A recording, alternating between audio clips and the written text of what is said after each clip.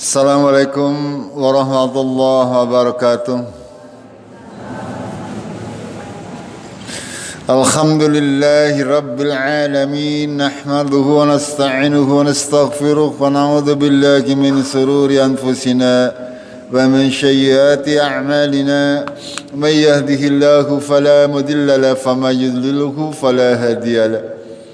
Asyhadu an la ilaha illallah wahdahu la syarika lahu wa asyhadu anna Muhammadan abduhu wa rasuluh. Allahumma salli wa sallim wa barik ala Muhammad wa ala alihi wa ala ashabihi ajma'in. Amma ba'd. Qala Allah ta'ala fil kitabihil karim. A'udzu billahi minasy syaithanir rajim. Ya ayyuhalladzina amanu taqullaha haqqa tuqatih wa la tamutunna illa wa antum muslimun. Jamaah kaum muslimin, kaum muslimat yang dirahmati oleh Allah, di bulan Ramadan ini kita diperintah oleh Allah dan Rasul-Nya untuk belajar, untuk senantiasa berusaha menjadi orang-orang yang ringan tangannya, senantiasa menjadi orang-orang yang berguna di tengah-tengah masyarakat pada umumnya. Karena seorang muslim pada hakikatnya adalah rahmat bagi seluruh alam. Sehingga kita harus senantiasa bisa memberikan dampak positif bagi lingkungan kita. Apapun kedudukan kita di masyarakat adalah hendaknya kita menjadi orang yang paling banyak bermanfaat. Jamaah rahimakumullah, pada kesempatan yang mulia ini kita akan mengkaji sedikit materi pahala atau balasan bagi orang yang suka membantu. Ya. Jamaah rahimakumullah, syariat Islam adalah syariat yang sangat mulia, yang senantiasa menekankan pentingnya seseorang itu agar bermanfaat bagi dirinya dan orang lain. Agama Islam bukan agama yang hanya mementingkan dirinya sendiri, akan tetapi agama yang mengedepankan ta'awun alal birri wat taqwa, tolong menolong dalam kebaikan dan ketakwaan. Siapa di antara kita yang punya kesempatan berlebih, maka kita gunakan kesempatan itu untuk bersegera banyak membantu kesulitan orang lain, untuk senantiasa berusaha memberi manfaat kepada orang lain. Jangan kita menjadi orang-orang yang justru hanya mengambil manfaat dari orang lain, akan tapi kita berusaha untuk membangun kebersamaan, membangun sebuah masyarakat yang diridhoi oleh Allah Azza wa Jalla. Sehingga monggo di bulan Ramadan ini kita ta'awun alal birri wa taqwa, senantiasa bertolong menolong dalam kebaikan dan takwa, senantiasa bersatu di dalam kebaikan-kebaikan yang mungkin masih bisa kita lakukan di dalam bulan Ramadan ini. Seberapa kecil ataupun besar potensi kita atau peran kita, itu semuanya akan dinilai oleh Allah tergantung daripada keikhlasannya. Ketika misalnya kita mengadakan kajian rutin seperti ini, ya, kita semuanya mempunyai potensi sendiri-sendiri, mempunyai andil sendiri-sendiri, masing-masing orang saling bekerja sama sehingga semuanya bisa berjalan dengan sempurna.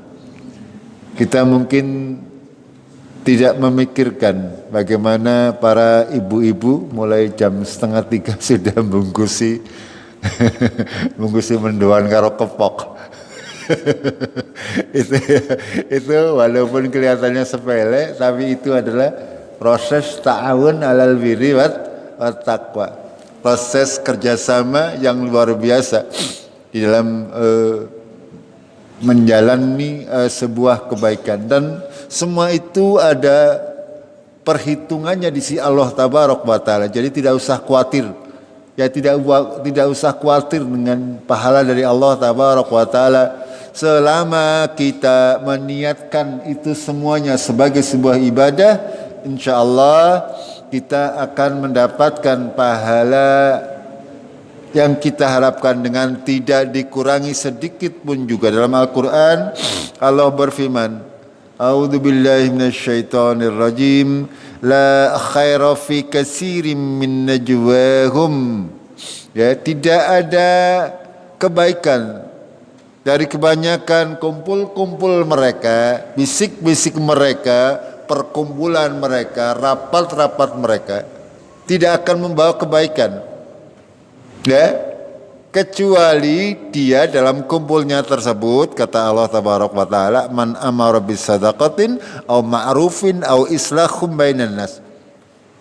Kecuali dalam suatu komunitas itu ada yang menyuruh kepada sedekah, menyuruh kepada yang ma'ruf, dan melakukan perbaikan di antara manusia. Sebuah perkumpulan, sebuah komunitas, sebuah rapat, sebuah organisasi dan sebagainya tidak akan ada kebaikannya kalau hanya sekedar kumpul, ya, hura. Apa manfaatnya? Kadang malah membawamu dorot.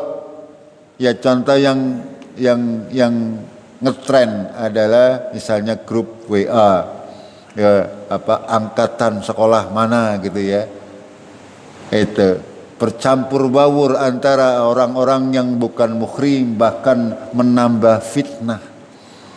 Itu contoh. Atau perkumpulan apapun juga yang di dalamnya membahas terkait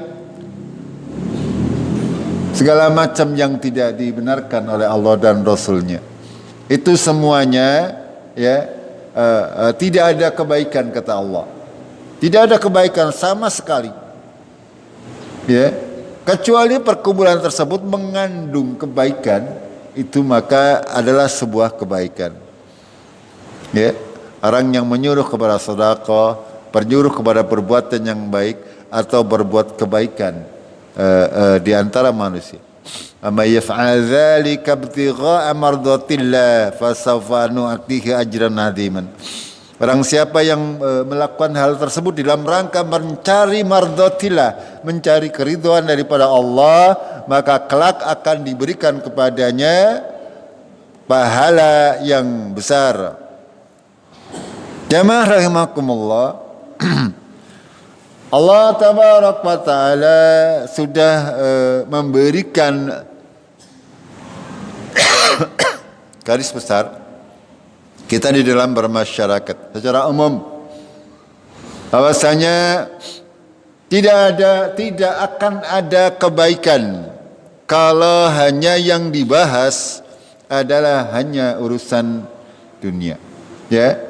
Kalau hanya urusan-urusan yang tidak ada hubungannya dengan kebaikan, itu tidak akan ada faedahnya di mata Allah Tabaraka wa Ta'ala. Setiap kita berkumpul-kumpul, setiap kita membentuk suatu komunitas, membentuk suatu perkumpulan, kalau itu jauh dari urusan kebaikan, ya, amar ma'ruf nahi mungkar, itu berarti tidak ada kebaikannya. Kita tidak perlu untuk mengikutinya. Ini. Kecuali kalau itu adalah mengandung unsur-unsur kebaikan, itu maka kita diperintahkan, dan kita diperintahkan oleh Allah untuk senantiasa menjadi pionir-pionir kebaikan. Allah memberi ganjaran atau pahala yang berlipat-lipat. Di sini Allah membicarakan, ya, barang siapa mencari yang demikian dengan niat ibtigha'a mardatillah, mencari keridhaan Allah, fasawfa nu'tihi ajran 'aziman, maka baginya pahala yang besar, ya, pahala yang sangat banyak, pahala yang sangat luas dari sisi Allah. Dalam ayat yang lain Allah berfirman, "May yashfa' syafa'atan hasanatan yakul lahu nasibum minha." Barang siapa memberi syafaat yang baik, memberi pertolongan, maksudnya syafaat itu pertolongan, maka dia akan memperoleh pahala daripadanya. Ya, jemaah rahimakumullah. Orang yang memberi manfaat kepada orang lain, membantu orang lain, itu akan mendapatkan pahala dari Allah Tabaraka wa Ta'ala. Makanya orang yang paling berfaedah dalam urusan agama ini, ya, agama Rasulullah menyatakan orang yang paling bermanfaat. Semakin banyak manfaat kita untuk orang lain, itu kita akan semakin berguna dan semakin berpahala, karena dasar ayat ini. May yashfa' syafa'atan hasanatan yakul lahu nasibum minha. Barang siapa yang membantu dengan bantuan yang baik, maka baginya mendapatkan pahala dari apa yang dia kerjakan. Kebalikannya, kalau ada ayat kebalikannya, berarti bagaimana? Barang siapa yang memberi syafaat yang buruk, apa terusannya berarti? Akan mendapatkan dosa. Kalau kita membantu yang baik, kita mendapatkan pahala. Kalau membantu dalam hal keburukan, itu berarti mendapatkan dosa. Contoh, ya, menunjukkan orang, mengantar orang mengikuti kajian Jumatan atau yang lain, mendapatkan pahala kalau niatnya ikhlas mencari keridhaan Allah. Kalau mengantarkan orang maring dukun, balasannya apa berarti? Itu contoh. Ya, itu contoh. Ya, mengantarkan orang nonton konser misal.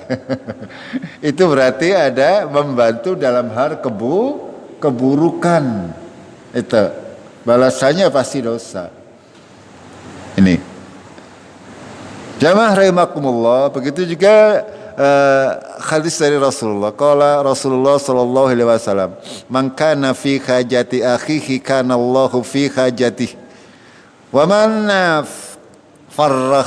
farraja an muslimin kurbatan farrajallahu anhu biha kurbatan min kurbati yaumil qiyamah. Wa man satara musliman satarahullahu yaumal qiyamah." Jemaah rahimakumullah, ini Rasulullah menafsirkan ayat-ayat Al-Qur'an. Ya, menafsirkan ayat-ayat Al-Qur'an terkait orang yang banyak memberi manfaat kepada manusia.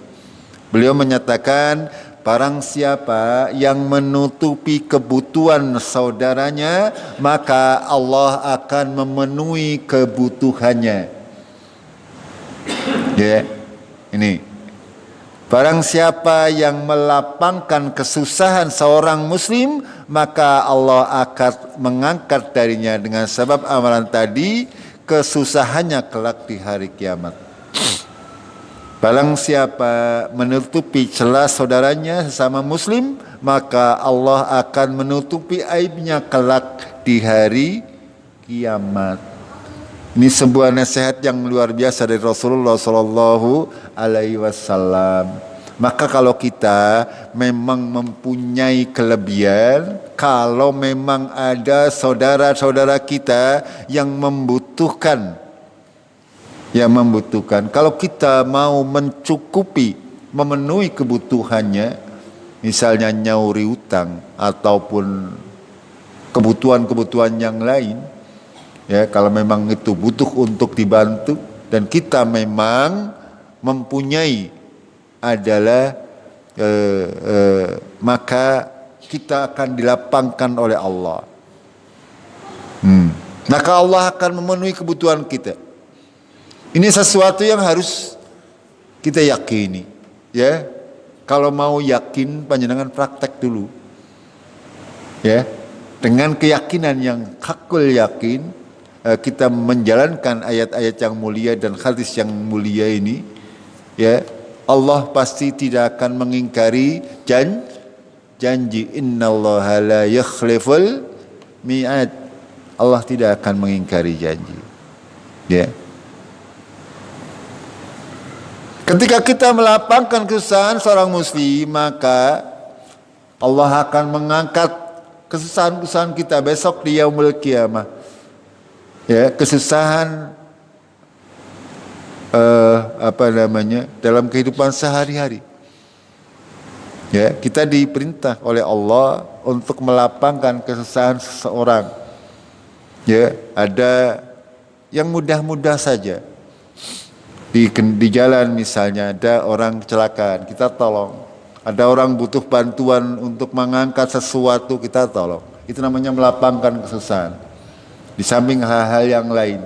Itu semuanya kalau kita niatkan ikhlas lillahi ta'ala dalam rangka mencari keridhaan Allah, maka kita akan diangkat oleh Allah kesusahan kita di yaumul qiyamah besok. Dan yang ketiga kata Rasulullah, barang siapa menutup celah saudaranya, maka Allah akan menutupi aibnya kelak di hari kiamat. Kita membiasakan diri untuk menutupi aib sendiri dan orang lain. Ya, kalau kita tidak terbiasa seperti itu, kita akan kena getahnya. Besok di yaumul qiyamah, aib-aib kita akan sampaikan kepada orang lain. Bahkan mungkin bukan hanya di akhirat. Kalau kita suka mengumbar aib orang lain, aib kita juga akan dibuka oleh Allah Tabaraka wa Ta'ala. Ya. Ini sesuatu yang harus kita yakini. Dan kalau panjenengan bisa memperhatikan orang-orang yang suka membuka aib orang lain, biasanya mudah sekali untuk keweruan boroke. Gini mboten? Pernah memperhatikan mboten? Ketika orang suka mengumbar aib orang lain, kalau saya sering memperhatikan, ketika ada orang yang biasa di masyarakat suka mengumbar aib orang lain, akan sangat mudah, ya, sebentar gantian dia yang aibnya terbongkar. Ini menjadi pelajaran bagi kita semuanya, ya. Kita berusaha untuk menutupi aib diri kita dan juga aib teman-teman kita, saudara-saudara kita semuanya. Karena kalau kita bisa menutupi, Allah akan menutupi aib kita. Kalau kita bisa menutupi aib orang lain, Allah akan menutupi aib kita. Tapi kalau kita tidak bisa menutup aib orang lain, maka Allah juga akan membuka aib kita. Ini seorang muslim, bagi muslim yang lain adalah saudara. Tidak boleh kita melukai harga dirinya, tidak boleh kita mencelakakannya. Ya, kita harus menutupi keburukan daripada saudara-saudara kita semuanya. Kita dalam hadis yang lain ada sebuah kisah dari Musa radhiyallahu anhu, beliau bercerita adalah Rasulullah sallallahu alaihi wasallam apabila didatangi oleh seorang yang meminta-minta untuk dimintai tolong untuk memenuhi hajat orang lain, itu beliau bersabda kepada para sahabatnya. Perlu panjenengan ketahui bahwa Rasulullah sallallahu alaihi wasallam sebagai uswatun hasanah, beliau tidak pernah menolak ketika dimintai tolong. Cara wong Cikadune ngomong, "Mad." Namanya kan Muhammad gitu. Misalnya seperti itu, Mad. Ya. Karena memang orang Arab memanggilnya seperti kadang menggunakan nama Abul Hasim, ya, dengan nama sebutan, atau langsung mengatakan wahai Muhammad, ya. Atau ketika sudah diangkat menjadi Rasul, baru dipanggil dengan sebutan Rasulullah. Bahkan Rasulullah sebelum diangkat menjadi Rasul, beliau adalah orang yang sangat ringan tangannya. Artinya suka membantu. Tidak pernah kok beliau menolak ketika dimintai pertolongan. Dimintai pertolongan sesuatu, tidak pernah mengatakan saya tidak bisa, tidak pernah. Ya. Dan kita sebagai kaum muslimin juga harus demikian. Ketika ada orang memberikan amanat kepada kita, pantang kita menolaknya. Selagi itu untuk kebaikan. Jangan sampai kita, kalau memang kita mampu melakukan, lakukan. Kita mencontoh Rasulullah Sallallahu Alaihi Wasallam. Itu panjenengan diminta sesuatu oleh teman panjenengan, dan itu sebuah kebaikan dan panjenengan mampu, maka langsung kerjakan. Itu dalam rangka beribadah kepada Allah Tabaraka wa Ta'ala. Itu. Kita baca hadis yang ada di layar. Qala Rasulullah sallallahu alaihi wasallam, isfa'u tu'jaru wa yaqdillahu ala lisani nabihi sallallahu alaihi wasallam masya. Ya, Rasulullah menyuruh kepada para sahabatnya untuk memberi syafaat kepada orang-orang yang meminta-minta tadi. Berilah syafaat kepada mereka yang membutuhkan, maka kalian akan mendapatkan ganjaran dan Allah akan memenuhi kebutuhan mereka melalui lisan nabinya sebagaimana yang Allah kehendaki. Jemaah rahimakumullah, Rasulullah adalah orang yang sangat-sangat dermawan, orang-orang yang sangat ringan tangan, suka membantu, tidak pernah menolak ketika ada orang meminta tolong kepada beliau. Dan kita sebagai kaum muslimin, ya semestinya seperti itu. Jangan mengharapkan balasan dalam urusan-urusan yang memang bisa kita lakukan. Karena balasan dari Allah itu pasti lebih besar. Ketika kita melakukan itu semuanya, kita meyakini bahwa Allah Maha mengetahui, Allah mencatat itu semuanya, dan pasti Allah akan membalasnya. Ini, kaum muslimin itu tenang bain, ya, tidak usah terlalu perhitungan dengan tenaga, dengan kesempatan, dengan harta, semuanya akan diganti oleh Allah Tabaraka wa Ta'ala. Dalam hadis yang lain Rasulullah bersabda, qala Rasulullah sallallahu alaihi wasallam, man istata'a minkum ayyan fa'a akhahu falyaf'al. Barang siapa yang mampu di antara kalian untuk memberi manfaat kepada orang lain, maka lakukanlah. Ya. Misalnya ada orang yang mampu mijet apa ya? Ya, yang gratis. Itu, atau mampu untuk membuat sesuatu, ya, yang bermanfaat bagi manusia, maka lakukanlah. Artinya kita berusaha untuk memanfaatkan apa yang kita bisa untuk kebaikan masyarakat. Itu ketika kita bisa, misalnya seorang tukang, ya, ketika masyarakat membutuhkan jasa tukangnya, maka itu lakukanlah. Seorang yang punya tenaga besar, ketika masyarakat atau lingkungan membutuhkan, maka lakukanlah dengan tenaganya. Seorang yang mempunyai kepandaian dalam hal masak misalnya, ya, ketika masyarakat membutuhkan, ya lakukanlah. Itu maksud daripada hadis yang mulia ini.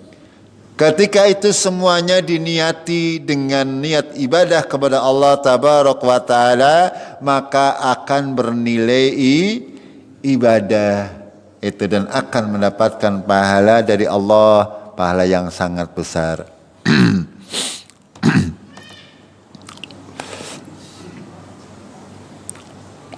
Lalu beliau juga menekankan hal tersebut pada segala macam kondisi. Dari sebuah hadis dari Abu Sa'id Al-Khudri, beliau bercerita, Tatkala kami bepergian bersama Nabi Shallallahu Alaihi Wasallam, di tengah perjalanan kami bertemu seorang yang berada di hewan tunggangannya. Orang tadi matanya memandang kanan kiri. Artinya ketika dalam perjalanan orang tersebut mencari bantuan sebenarnya, tapi tidak ada yang mau membantu, ya, sehingga Rasulullah melihat hal tersebut. Apa yang disampaikan oleh Rasulullah? Ya, qala Rasulullah Shallallahu Alaihi Wasallam, man kana mangahu fadlu dhuhri falya'ud bihi ala man la dhuhra la. Barang siapa di sini Rasulullah menyatakan sing duwe punggung, sih maksudnya apa ya? Sing duwe geger yang bisa mampu untuk melakukan bantuan, ya, lagi sanggup, dia tenaganya bagus dan sebagainya. Sehingga Rasulullah menyatakan mangkana mangahu fadlu dhuhri, ya, falya'ud bihi ala man la dhuhra la. Barang siapa yang mempunyai kesanggupan, kelebihan punggung, ya, kelebihan punggung maksudnya dia bisa membantu orang lain, maka hendaknya dia memberikan kepada orang yang tidak punya kelebihan tersebut. Wa man kana lahu fadlun min zadin falya'ud bihi ala man la zadala. Barang siapa yang mempunyai kelebihan bekal, maka hendaklah dia memberikan kepada orang yang tidak mempunyai bekal. Itu. Lalu Abu Said menuturkan bahwa Rasulullah menyatakan banyak hal terkait harta sampai-sampai beliau menyatakan bahwa sampai sekiranya kami berpikiran tidak ada keutamaan bagi orang yang memiliki harta ini, ya.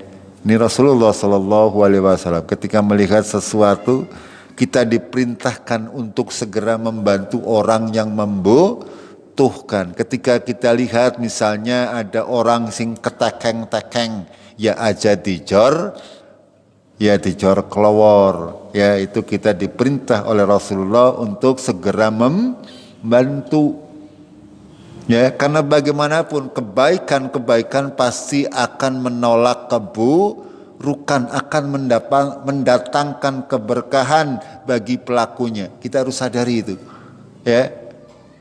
Jangan cuek dengan lingkungan, jangan cuek dengan keadaan, ya. Kalau kebaikan membawa keberkahan, kalau keburukan membawa kehancuran. Itu. Kalau kita terbiasa berbuat baik, Allah akan menghindarkan kita dari mara bahaya. Tapi kalau kita tidak melakukan seperti itu, maka Allah tidak menghindarkan kita dari mara bahaya.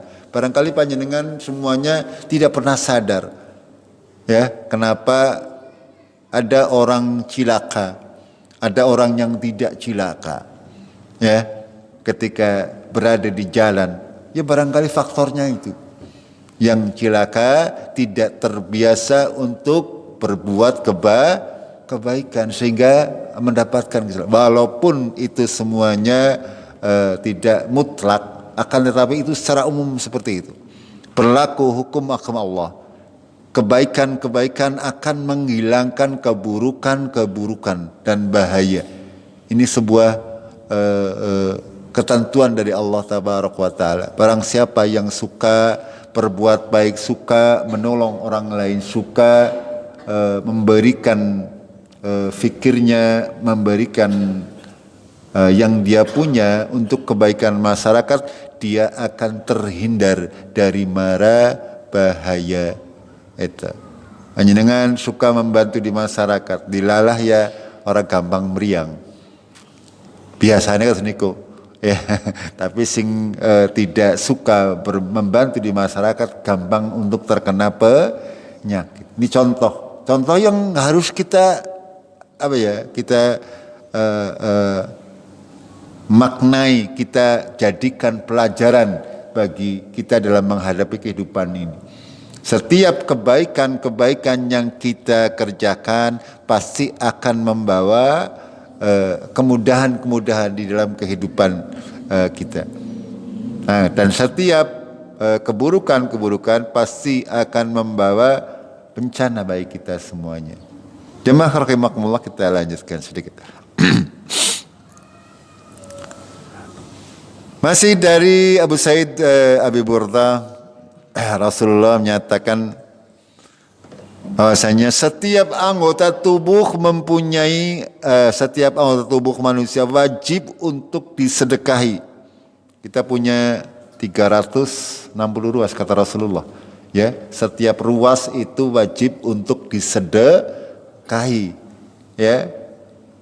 Di antara sedekah untuk anggota tubuh kita adalah kita zikir, subhanallah, subhanallah, subhanallah, ya, dan seterusnya. Kita baca dulu hadisnya.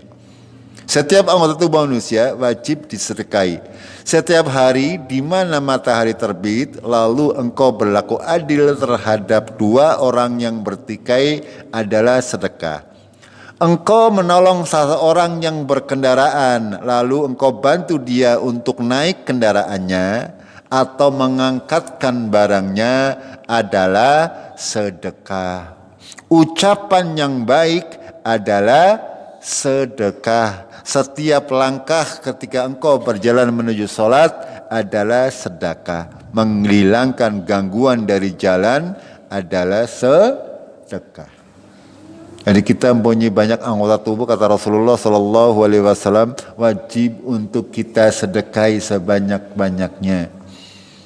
Ya, segala macam amalan-amalan selama beliau menggunakan kalimat selama matahari masih bersinar, maka kita kaum muslimin wajib untuk menyedekahi setiap anggota tubuh kita dengan kebaikan-kebaikan. Ya, sedekah itu tidak melulu harus dengan uang, ya. Kalau ada sih semuanya, uangnya iya, perbuatannya ya iya. Ya jangan uangnya ora, perbuatan baiknya juga ora. Itu jangan sampai seperti itu. Ya kita yang mudah, yang bisa kita lakukan, ucapan yang baik contohnya. Ya, ucapan yang baik adalah sedekah. Ya, makanya dalam syariat agama Allah kita diperintahkan untuk senantiasa mengucapkan ucapan yang baik. Kalau tidak bisa ya mending diam. Ya tidak usah kita mengucapkan perkataan-perkataan yang buruk. Bahkan hanya menghilangkan gangguan dari jalan ketika ada batu di tengah jalan, ya, atau panjenengan yang biasa jalan ada lubang ditambal. Kalau kita niatkan untuk beribadah kepada Allah, itu adalah sebuah sedekah, akan dinilai sedekah. Jadi jangan kabotan tangan lagi. Aja eman-eman untuk melakukan kebaikan-kebaikan di tengah masyarakat, di lingkungan dan sebagainya. Itu. Ketika ada apapun yang kira-kira di lingkungan tidak patut, kurang bersih dan sebagainya, meniatkan ikhlas lillahi ta'ala sehingga nanti akan mendapatkan pahala. Itu jamaah rahimakumullah. Ya, ada sebuah perkataan dari Ibnul Qayyim yang butuh kita resapi. Beliau mengatakan, dan akal dan nas serta fitrah didukung penelitian dari berbagai kalangan umat beragama dengan segala macam kelompok dan ragamnya, semuanya sepakat bahwa mendekatkan diri kepada Rabb semesta alam dan berbuat bajik serta ihsan pada makhluknya termasuk faktor terbesar dari faktor-faktor yang ada untuk memperoleh setiap kebaikan. Ya, jadi kalau kita mau memperoleh kebaikan, pada hakikatnya kita harus juga baik kepada lingkungan kita, baik kepada sama manusia, baik kepada sama muslim, baik kepada lingkungan, kepada alam maksudnya. Ya, kepada alam. Kalau kita baik kepada manusia, baik kepada sesama muslim maupun orang non muslim, kita berbaik. Akan tapi kita tidak berbaik dengan alam, kita suka mengotori alam, maka yang terjadi adalah keburukan yang menimpa kita. Makanya kita harus seimbang. Berbaik kepada manusia, berbaik kepada Allah, berbaik kepada alam yang ada di sekeliling kita jaga agar supaya terawat, ya, itu akan membawa kebaikan. Akan tapi ketika salah satu faktor tersebut dihilangkan, maka akan terjadi kerusakan pada diri kita. Ya, beliau melanjutkan, ya, dan sebaliknya perilaku yang berbeda seperti di atas, maka itu merupakan faktor ditimpakannya sebuah keburukan.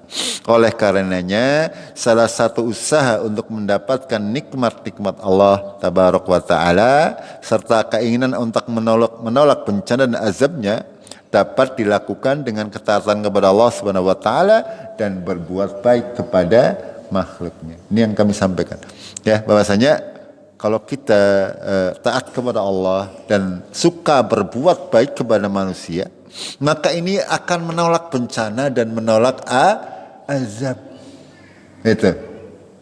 Ada orang yang misalnya kehilangan harta ataupun mendapatkan bencana yang besar, ya itu semuanya sesuai dengan hikmah dan ilmu Allah Tabaraka wa Ta'ala. Yang bisa menolak itu semuanya adalah kebaikan yang kita lakukan. Ya, ketika misalnya sebuah masyarakat banyak melakukan kejelekan-kejelekan atau keburukan-keburukan, maka akan sangat mudah di tengah-tengah masyarakat tersebut terjadi bencana. Itu. Akan kebalikannya, ketika di tengah-tengah masyarakat masih banyak orang yang berbuat kebaikan, senantiasa taat kepada Allah dan taat dalam beragama, insya Allah ya keburukannya akan bukan tidak ada, yang mungkin dalam batasan yang masih bisa kita atasi. Ya, berbeda karena kalau ketika Allah menginginkan kebaikan seorang, juga Dia akan memberikan ujian kepada kita semuanya. Semakin kita merasa baik, maka Allah akan menguji agar supaya kita mendapatkan derajat tingkat yang lebih tinggi. Jamaah rahimakumullah.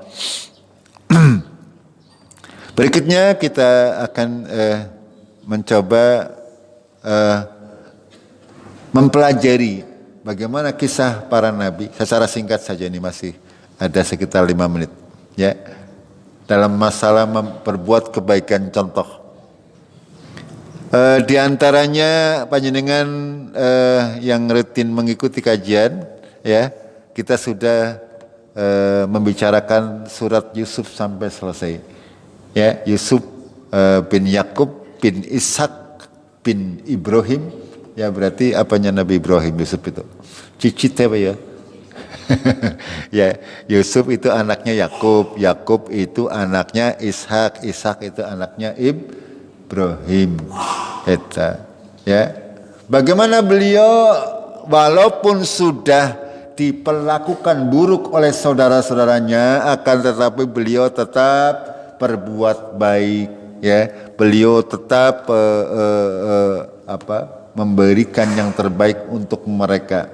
Beliau juga di negeri Mesir menjadi orang yang memanfaatkan apa yang diberikan oleh Allah kepadanya, yaitu berupa kemampuan untuk menakwilkan mimpi. Itu salah satu contoh, ya, bagaimana para nabi berusaha yang menjadi orang-orang terbaik yang bermanfaat bagi dirinya, bagi keluarganya, bahkan bagi lingkungannya, bagi negaranya. Itu. Nabi Musa contohnya, ya, Nabi Musa ketika diusir atau bukan diusir, dia lari dari Mesir, ya, menuju negeri Madian. Ya, di sana ada sekelompok manusia sedang berebut banyu, ya, di padang pasir kan banyunya rebutan. Tapi bukan di padang pasir tak, ya. Teng Cikadubes rebutan gitu. Itu. Dia mendapati 2 orang wanita yang tidak mendapatkan giliran karena wanita yang lainnya laki-laki, sehingga dia tidak mendapatkan giliran. Maka Nabi Musa dengan senang hati membantu kedua wanita tersebut. Ternyata kedua wanita tersebut adalah anaknya Nabi Soleh. Nanti salah satunya akan menjadi istri beliau, Nabi Musa. Lalu dari Ummul Mukminin Khadijah radhiyallahu anha, beliau berkata tentang Nabi Muhammad sallallahu alaihi wasallam, sesungguhnya engkau adalah penyambung tali kerabat. Ini sebelum diangkat menjadi Rasul.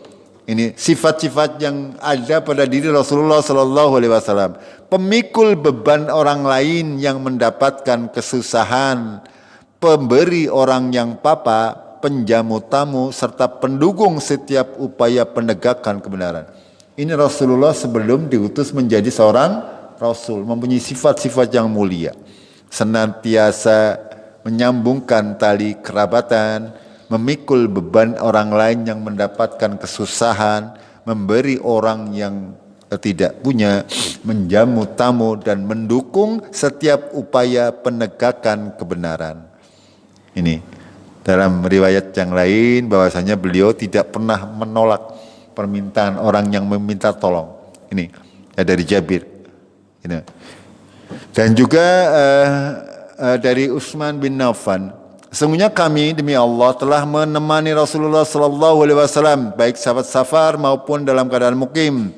Maka kami mendapati kebiasaan beliau adalah menjenguk orang sakit di antara kami, mengiringi jenazah di antara kami, ikut berperang dengan kami, menyamaratakan antara yang kaya dan miskin. Itulah akhlak Rasulullah sallallahu alaihi wasallam. Kita sebagai umatnya berusaha untuk meniru beliau di dalam ta'awanu alal birri wat taqwa.